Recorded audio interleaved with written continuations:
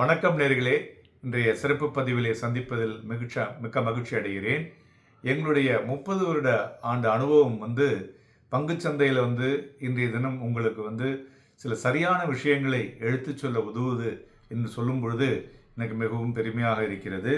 நண்பர்களே, போன வாரம் பார்த்தோம்னாக்க ஃபினான்ஷியல் நியூ இயர்னுடைய முதல் வாரம் ஒரு நன்காக முடிவடைந்திருப்பதும் குறிப்பிடத்தக்கது. கிட்டத்தட்ட ஒரு ஈக்விட்டி பெஞ்ச் மார்க் பார்த்தோம்னாக்க ஒரு 1% மேலே ஏறி இருக்கிறது. கிட்டத்தட்ட 22,513 முடிவடைந்திருக்கிறது. அதுமாரி மெயினாக காரணம் பார்த்தோம்னாக்க நம்மளுடைய மார்ச் பிஎம்ஐ டேட்டா, தென் கிட்டத்தட்ட 16 மாதத்தினுடைய உச்சத்தை தொட்டிருப்பது, தென் ஹெச்எஸ்பிசி சர்வீசஸ் டேட்டா அதுவும் 14 வருடத்து உச்சத்தை தொட்டிருப்பது, தென் FY25 ஜிடிபி growth பார்த்தோம்னாக்க ஆர்பிஐ என்ன சொல்லியிருக்காங்க, 7% இருக்கக்கூடும் என்ற அறிவிப்பு, ஆர்பிஐ ரெப்போ ரேட் அன்சேஞ்ச், இவையெல்லாம் சந்தைகளுக்கு ஒரு வரப்பிரசாதமாக போன வாரம் இருந்தது என்று சொல்லலாம்.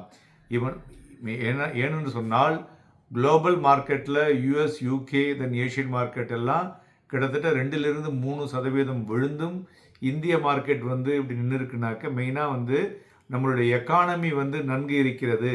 அதனால் குளோபல் மார்க்கெட்டினுடைய அந்த ஏற்ற இறக்கங்களை பெரிதாக எடுத்துக்கொள்ளவில்லை என்று நாம் எடுத்துக்கொள்ள வேண்டும். மேலும் அதை எப்படி சொல்லணும்னா, ignore the global market volatility அப்படின்னு சொல்லலாம். ஸோ வீக்லியில் பார்த்தோம்னாக்க போன வாரத்தில் மெட்டல் செக்டார் ரொம்பவே அருமையாக பண்ணியிருக்கு.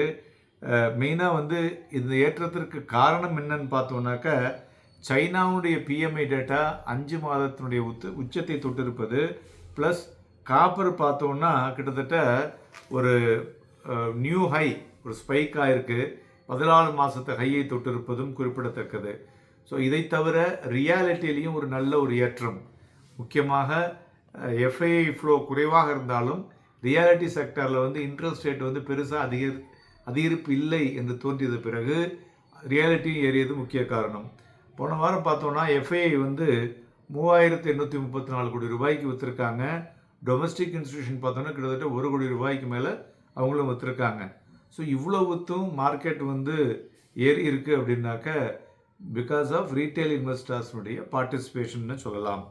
மேலும் போன வாரத்தில் பார்த்தோன்னா நமக்கு அச்சுறுத்தல்னு பார்த்தோன்னு வச்சுங்களேன், பிரெண்ட் ஆயில் 6% மேல் அதிகரித்து 5 மாதத்து உச்சத்தையும், கோல்டு பார்த்தோன்னா குளோபல் மார்க்கெட்டில் $100 per ounce அதிகரித்து நியர்லி 5% மேலே ஏறி அதுவும் ஒரு ஒரு ஒரு பயமுறுத்தலை கொடுத்தது என்று சொல்லலாம். இவை எல்லாவற்றையும் கடந்து நமது சந்தைகள் ஓரளவுக்கு ஒரு பெட்டர் ரிப்போர்ட் கொடுத்துருக்குனாக்க அது because of our economic data அப்படின்னு சொல்லலாம். வரும் வாரம் எப்படி இருக்கும் அப்படின்னு பார்த்தோம்னா, மார்க்கெட் இந்த என்ன சொல்லுவோம், இந்த ஷாக் அப்சார்பர் மாரி இந்த hawkish statements by Fed and RBI,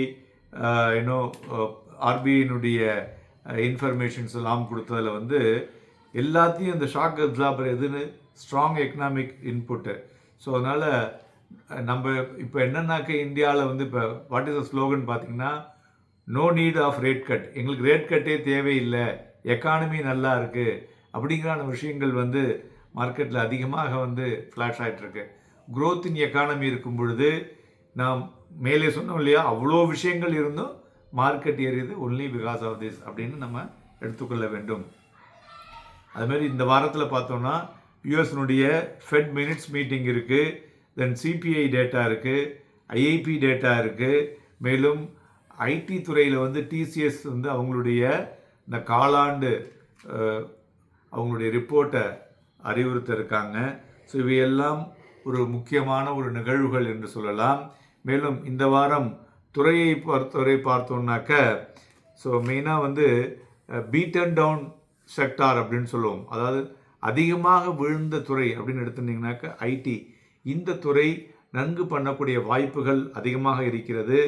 அதுபோல் ரேட் சென்சிட்டிவ் செக்டார் என்று சொல்லக்கூடிய banking, NBFC, reality and PSU, இந்த துறைகளும் ஒரு பெட்டர் இம்ப்ரூவ்மெண்ட் இந்த வாரமும் ரேலி இருக்கக்கூடும் என்று எதிர்பார்க்கலாம். மேலும் இந்த குவார்ட்டர்லி பிஸ்னஸ் அப்டேட் வந்துட்டுருக்கு இல்லையா, ப்ளஸ் நிறைய இன்ஸ்டிடியூஷனல் இன்வெஸ்ட்மெண்ட்ஸும் இன்ஃப்ளோவும் வரக்கூடும் என்று எதிர்பார்த்தனால மார்க்கெட் வந்து ஒரு நல்ல மொமெண்டம் இந்த வாரமும் இருக்கக்கூடும் என்று எதிர்பார்க்கலாம். போன வாரம் முடிவடைந்த நிஃப்டியினுடைய டெக்னிக்கலை வைத்து பார்க்கும் பொழுது நிஃப்டி வந்து ஒரு புல்லிஷ் கேண்டில் ஆன ஸ்மால் பாடிடு இதில் வந்து ஆன டெய்லி ஸ்கேலில் இருக்குது. அதுமாதிரி வீக்லி ஃப்ரேமில் பார்க்கும் பொழுது ஹையஸ்ட் எவர் க்ளோஸ்ன்னு சொல்லலாம். அதனால் அந்த 22,500ங்கிறது வந்து பார்த்தோம்னாக்க ஒரு லக்ஷ்மண் ரேகா அதற்கு அதில் நின்று அதற்கு மேலே போச்சுனாக்க 22,650 மற்றும் 22,750 22,650 22,750 ஜோன் வரலையும் மேலே செல்லக்கூடிய வாய்ப்புகள் இருக்கும். அதுபோல் சப்போர்ட்னு பார்த்தோம்னாக்க 22,400 மற்றும் 22,300 இருக்கக்கூடும். பேங்க் நிஃப்டியை பொறுத்தவரை பார்த்தோம்னாக்க நிறைய பல பேங்கிங் ஸ்டாக்ஸில் பார்த்தோம்னாக்க பையிங் வந்து கடந்த வாரத்தில் அதிகமாகவே இருந்ததை பார்க்க முடிந்தது. அதனால் 48,250 48,250க்கு மேலே பேங்க் நிஃப்டி நின்றுதென்றால் கிட்டத்தட்ட ஒரு 1000 புள்ளிகள் வரையே செல்லக்கூடிய வாய்ப்புகள் அதிகமாக தெரிகிறது. 48,636 என்ற புள்ளிகளை தாண்டினால் 48,636 தென் 49,250 அதுவரை செல்லக்கூடிய வாய்ப்புகளும் பிரகாசமாக இருக்கிறது. சப்போர்ட்னு பார்த்தோன்னா 48,000 சப்போர்ட்டாக எடுத்துக்கொள்ளும் என்று எடுத்துக்கொள்ளலாம். இந்த கரண்ட்டாக நடக்கக்கூடிய டைம் வைஸ் கரெக்ஷன் இருக்குது பார்த்தீங்களா நிஃப்டியில், அது வந்து ஒரு ஹெல்த்தி வே ஆஃப் ஆக்டிவிட்டி அப்படின்னே சொல்லலாம். அதனால் ட்ரேடர்ஸ் வந்து என்ன பண்ணணும்னு கேட்டிங்கனாக்க buy on dip is the best approach on this week. அதுமாரி இது எது வரலையும் அவங்க வந்து வச்சுக்கலாம் அப்படின்னாக்க நிஃப்டி நம்ம சொன்னோம் இல்லையா 22,200 வரலையும் அவங்க இந்த ஸ்ட்ராட்டஜியை இப்போதைக்கு யூஸ் பண்ணிக்கலாம். நண்பர்களே, இந்த வாரம் நல்ல ஒரு ப்ராஃபிட்டபிள் வாரமாக உங்களுக்கு அமைய வேண்டும் என்று வேண்டுகிறேன். நாளைய தினம் நம்ம சந்தைகளில் வாங்கி விற்பதற்கு ஏதுவாக இருக்கக்கூடும். Happy trading and happy investments.